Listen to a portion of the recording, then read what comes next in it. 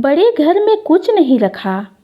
अरे काहे को बड़ा घर ढूंढे हैं, छोरे को पढ़ने दो और फिर तनु वाले मेहमान जैसा ही कोई लड़का देख लियो। क्या दादी ऐसा बोल रही है? नाचती हुई तनु रुककर दादी को देखने लगी। यह वही दादी है जिसने उसकी शादी के समय कितना हंगामा किया था। तनु घर की तीसरी बेटी थी। दोनों बहनें और भाई की शादी हो चुकी थी। ग्रेजुएशन करने के बाद तनु ने बैंक का पेपर क्लियर कर लिया था और उसकी नौकरी बैंक में लग गई थी। वहीं उसके सहकर्मी हरीश के साथ उसने शादी करने का जब घर में फैसला सुनाया तो दादी ने उसके पापा से स्पष्ट शब्दों में कह दिया, जिस लड़के का अपना घर ही ना हो वह लड़की को कहाँ रखेगा। यह तो छोरी है, तुम तो समझो। बाकी दोनों बहनें इतने आलीशान घरों में रहती हैं, इतने बड़े बड़े बिजनेसमैनों की पत्नियां हैं। तुझे मैंने पहले ही कहा था लड़की को नौकरी ना करने दे, अब भुगत।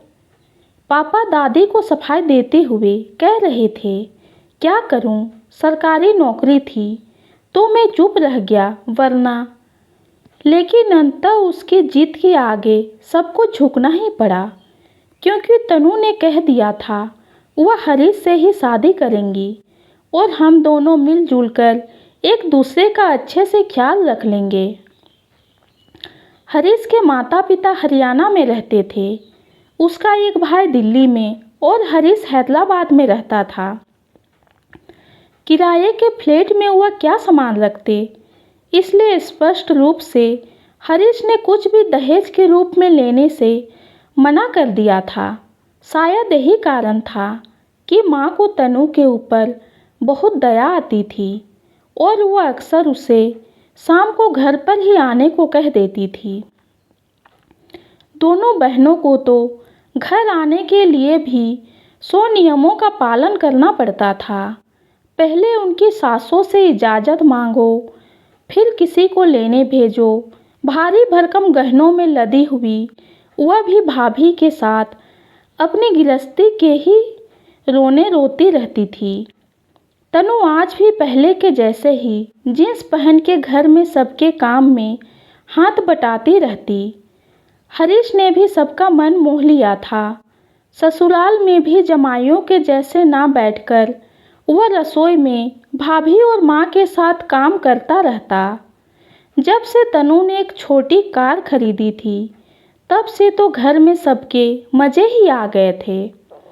किसी को भी शॉपिंग पर जाना हो, बैंक से आकर तनु तैयार। भैया और पापा तो दुकान से काफ़ी रात को घर आते थे और उन्हें फुर्सत ही नहीं थी। लेकिन ऐसा अच्छा दामाद तो बेटी से भी ज़्यादा लाडला बन गया था। दोनों साथ साथ ही योगा करते, अपनी डाइट का ख्याल रखते, मिलजुल कर घर का काम करते। शादी के 2 साल होने को आए, लेकिन दोनों की उम्र 2 महीने ही बढ़ी हुई लगी हों। मस्ती और खुशी दोनों के चेहरे से टपकती थी।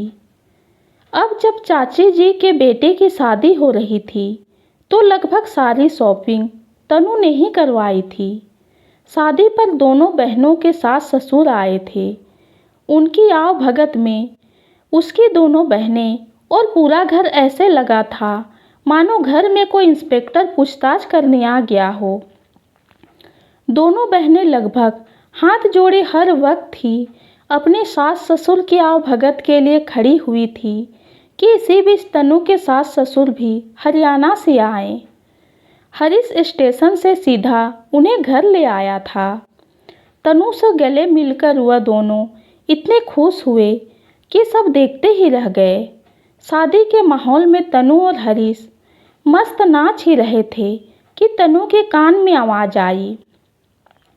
चाची दादी से बात कर रही थी। मैं बिल्कुल नहीं चाहती थी कि पहले बेटे की शादी करूं।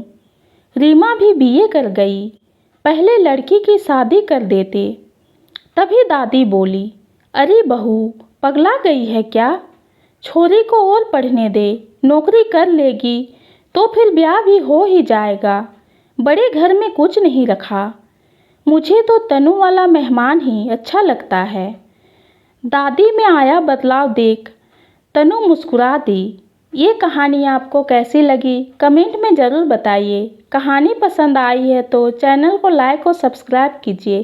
कहानी सुनने के लिए आपका बहुत बहुत धन्यवाद।